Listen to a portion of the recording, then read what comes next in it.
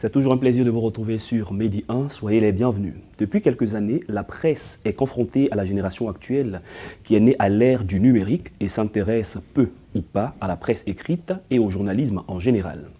La Côte d'Ivoire a célébré cette année les awards de la presse numérique et décerné des prix qui visent à faire face à ces réalités et promouvoir le secteur.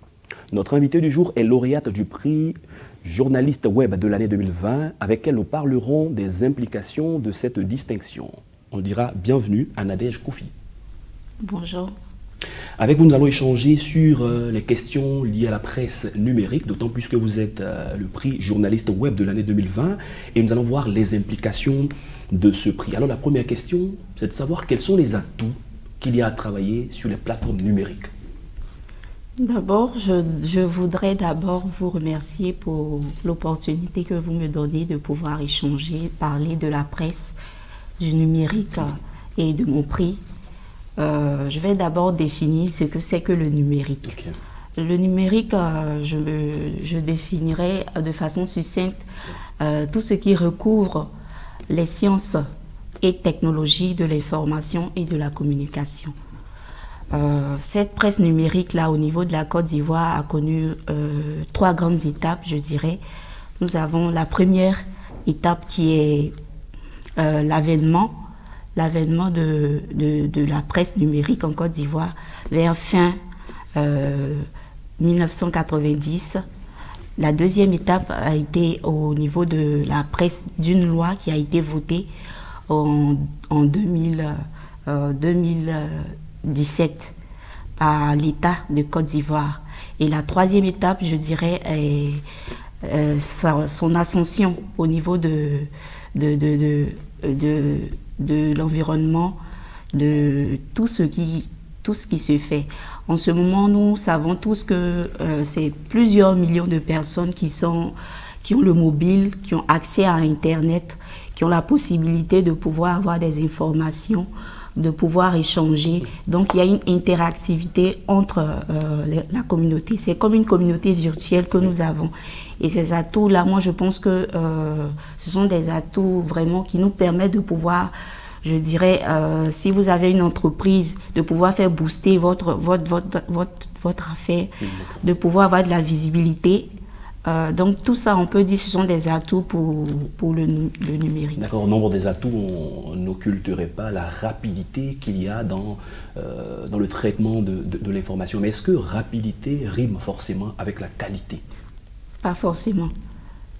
Il n'est pas du tout bon pour le journaliste, pour le professionnel des médias de pouvoir être rapide dans la diffusion de son information. Oui, les principes restent les mêmes dans le journalisme. Voilà. La collecte de l'information. Il faudrait collecter, vérifier, couper avant de pouvoir donner l'information. D'accord, cela fait 10 années que vous êtes dans le numérique.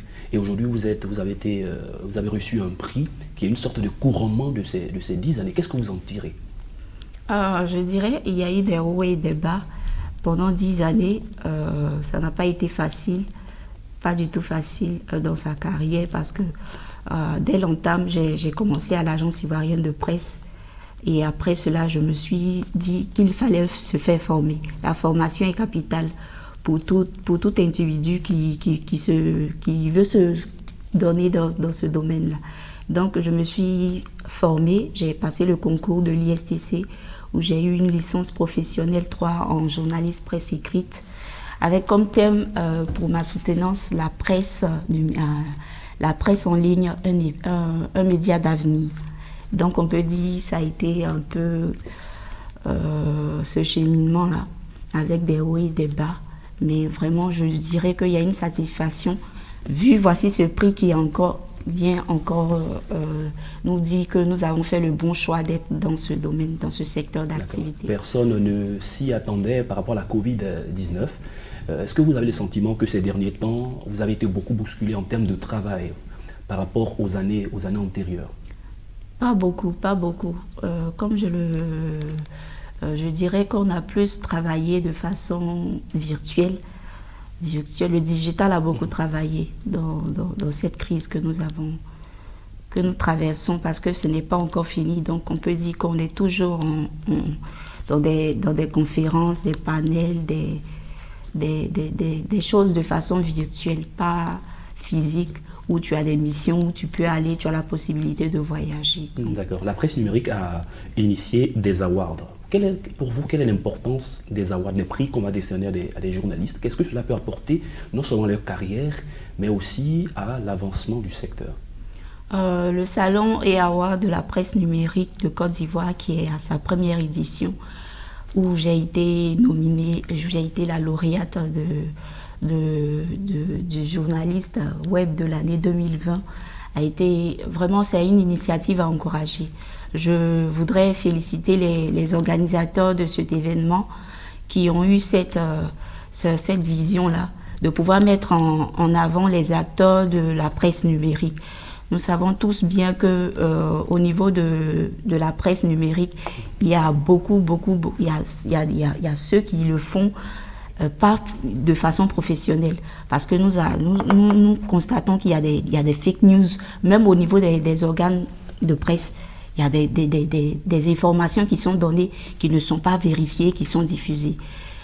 On se dit, on arrive maintenant à des médias qui arrivent à faire du sensationnel, sans vérifier l'information, tout ça c'est... Donc sans être professionnel. Voilà, sans être professionnel. Donc s'il y a ce concours-là, moi je dirais que c'est une initiative à encourager et à féliciter vraiment pour ceux aussi qui veulent se lancer dans ce domaine, dans ce secteur d'activité. D'accord, nous imaginons qu'avec un tel prix, il y a une forte pression à maintenir le cap. Quand vous projetez dans les années à venir, quels pourraient être les défis de cette presse numérique dans un environnement concurrentiel? Les défis, c'est toujours de travailler, de toujours se former, parce que la formation, moi je dirais, c'est la base de tout.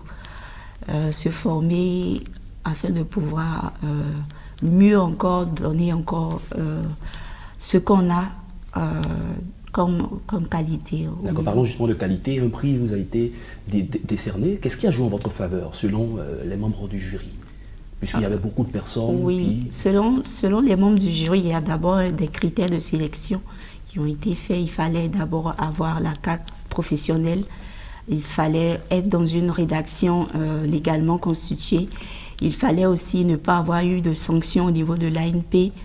Et puis, au niveau des productions que nous avons eu à faire parce que c'est au cours de la période de 2019 à 2020 que notre travail a été analysé par le monde du jury, présidé par Agnès Crédit, voilà, qui a regardé le travail de 25 nominés dans ma catégorie, où j'ai été la lauréate. D'accord, parlons un peu de l'éducation aux médias. L'information, elle est destinée à la population, destinée à tout le monde. Les journalistes travaillent à la fois pour eux-mêmes, mais pour les autres surtout. Est-ce que ces derniers-ci ne sont pas éduqués aux médias? Ça peut faciliter, on dira, le métier. Autrement dit, quelle est l'importance d'éduquer nos cibles aux médias? Les médias, qu'elles soient classiques ou numériques, sont utilisés par toute la population. Donc, en tant que les acteurs de la presse, nous avons ce rôle-là à donner la bonne information, une information crédible, une information qui est vraiment vérifiée avant de la diffuser. Ce n'est pas de façon, parce qu'on a eu une information sans avoir même à chercher la source ou bien la réalité et la diffuser, la donner à la population. Ça, c'est ce qu'on appelle aussi les fake news. On arrive, on constate qu'il y a pas mal de fake news. Tout ça, c'est à notre rôle, à nous, en tant qu'acteurs de la presse, de pouvoir jouer ce rôle-là. D'accord, les plateformes de diffusion, c'est Internet, ça sera la dernière question. À l'attention de la population, comment la population peut-elle savoir si une information elle est juste, vérifiée, et qu'elle a suivi le processus du traitement professionnel de l'information? Mais après, je dirais, quand l'information est donnée, qu'elle n'est pas vraie, je crois bien que la population est informée. Et là aussi, ça montre, on peut dire, le faux travail de l'acteur de presque... D'accord, donc les journalistes continueront de faire leur travail, continueront de bien le faire, et ceux à qui l'information est destinée devront se référer à ceux qui font du trait de l'information de façon professionnelle. Oh oui. Nadège Kofi, c'est la fin de cet entretien. Merci d'avoir répondu à nos questions. Merci. Félicitations encore pour le prix que vous avez eu. C'est la fin de cette émission. Merci à tous de l'avoir suivi. Bonne suite de nos programmes.